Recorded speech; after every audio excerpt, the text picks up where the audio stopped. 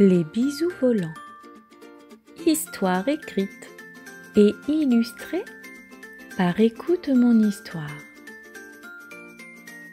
Écoute bien, car à la fin, je te poserai 3 petites questions pour voir si tu as tout suivi. Prêt ? C'est parti.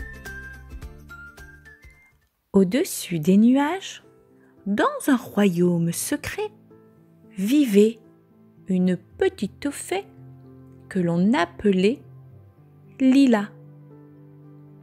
Elle était aimée de tous les enfants, car ses bisous magiques avaient le pouvoir de guérir les peines, de donner de courage et de retrouver le sourire. Chaque soir, avant de s'endormir, Lila rangeait ses bisous magiques dans un sac en velours doré. Mais ce matin-là, en se réveillant, elle remarqua quelque chose d'effrayant. « Mon sac, il a disparu !» s'écria Lila en cherchant partout. Elle ouvrit la fenêtre de sa maison nuage et aperçut des traces dorées qui descendaient vers la forêt enchantée. Mes bisous sont tombés là-bas. Oh, si je ne les récupère pas, je ne pourrai plus apporter de joie aux enfants. Avec son courage, Lila s'envola immédiatement vers la forêt.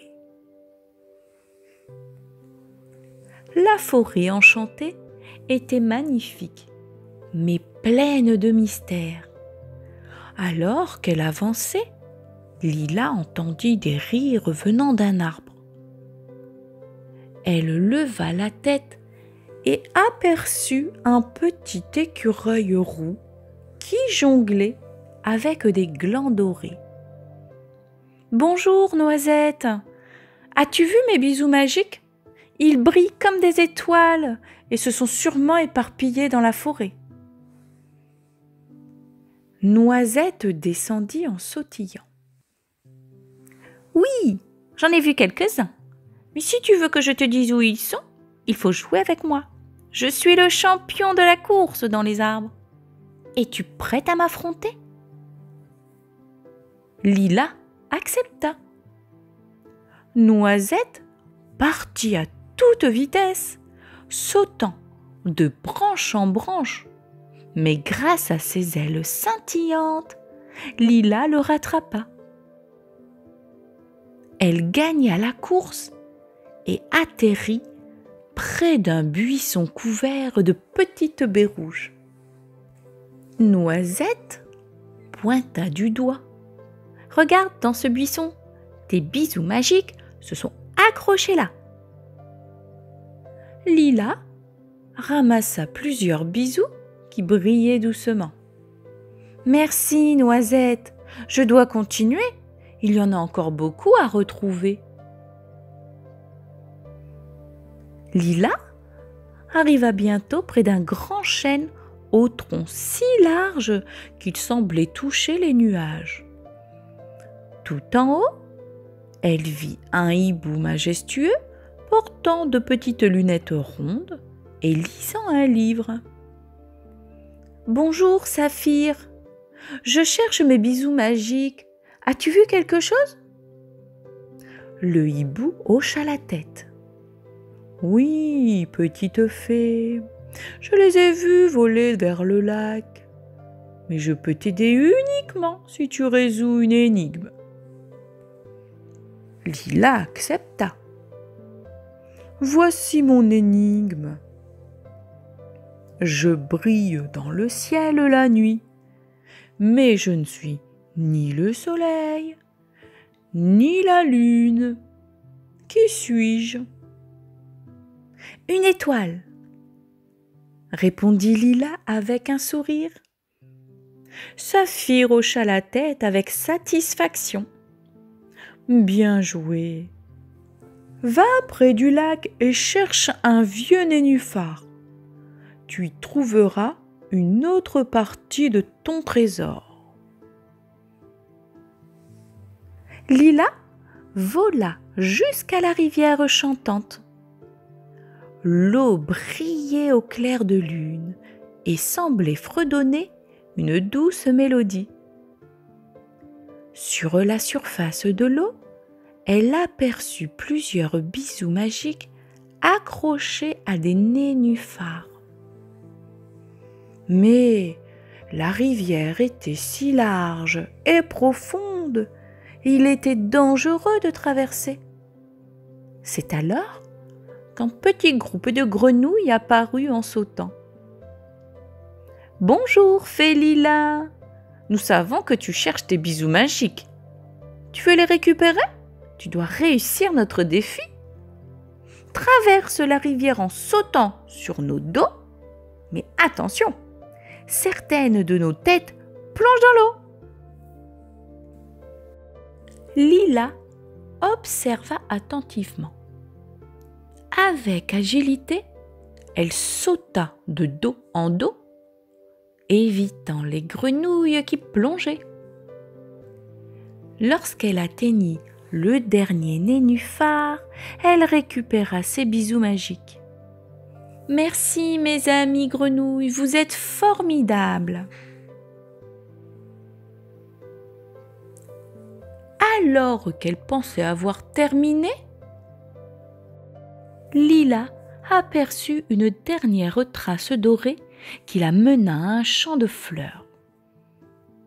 Mais cette fois, les bisous étaient accrochés aux ailes des petites lucioles qui volaient dans l'obscurité. Lila demanda gentiment.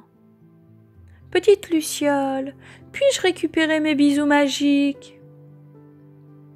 Une luciole répondit. « Bien sûr, mais nous aimons danser. Si tu danses avec nous, nous te rendrons tes bisous. » Lila se mit à virevolter dans le champ, ses ailes scintillant dans la nuit. Les lucioles, ravies, déposèrent les derniers bisous dans son sac. Avec son sac à nouveau rempli, Lila s'envola vers sa maison nuage. Elle posa le sac près de son lit et murmura. « Cette fois, je ferai attention. Merci, Noisette, Saphir et mes amis grenouilles et Luciole de m'avoir aidée. » Le lendemain, elle put à nouveau offrir ses bisous magiques aux enfants du monde entier pour leur plus grand bonheur. Et voilà, l'histoire est terminée. Maintenant, c'est l'heure des petites questions. Voici la première. Qui a défié Lila à une course dans les arbres?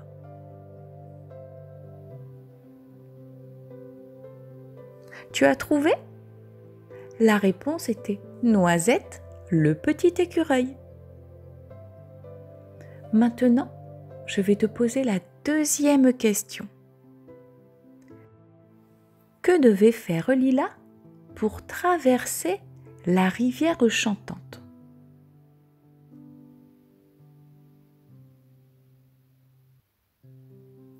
Voici la réponse. C'était sauter sur le dos des grenouilles. Voici maintenant la troisième et dernière question. Avec qui Lila doit-elle danser pour récupérer ses derniers bisous magiques?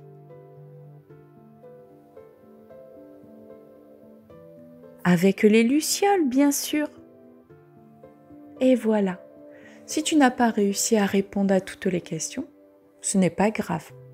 Tu peux regarder une nouvelle fois l'histoire ou essayer de trouver la solution avec tes parents. Et je te dis à très vite.